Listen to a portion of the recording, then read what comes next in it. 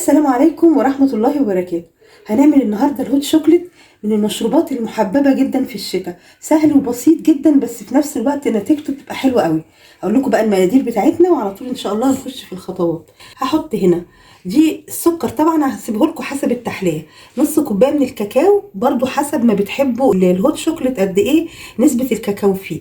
نص كوباية من النشا، وبعدين بنحط له قطعه من الشوكولاته، اي شوكولاته بتحبوها، وقطعتين من الزبده، وبحط له لتر من اللبن، وبنحط فانيليا، وهحط له رشه بسيطه خالص من الملح.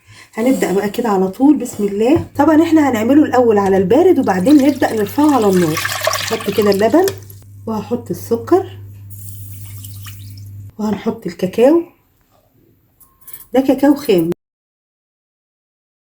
هنقلب بقى، وطبعا واحنا شغالين انا هقلب الاول. اي حاجه بقى بتبقى فيها نشا يفضل ان احنا بنقلبها الاول وهي بارده، علشان النشا على طول بيمسك وبيلزق في القاع بتاع الحله. هقلبه كده وبعدين على طول هنرفعه على النار. واحنا شغالين لو حسينا ان الكاكاو قليل فيه شويه نزود، مفيش مشاكل. احنا شويه هنركن الشوكولاته وهنركن الزبده. هشتغل بقى على طول كده، هنرفعه على طول على النار ونشوف برده التحليه بتاعتنا. بص بقى احنا رفعناه على النار. طبعا اول ما هنبدا نرفع الحاجات اللي بتبقى فيها نشا على النار لازم نفضل مستمرين في التقليب علشان ما تلزقش مننا وتعمل طعم مش كويس. اول ما هيتقل بقى هوريهولكوا على طول. بصوا بقى شايفين لفت وبقت حلوه ازاي؟ هوريكم برده القوام بتاعها. بصوا القوام، قوامها جميل جدا، والشوكليت ما تبقاش المفروض تقيله قوي. بصوا يعني ما نخليهاش زي البودنج، حلوه قوي.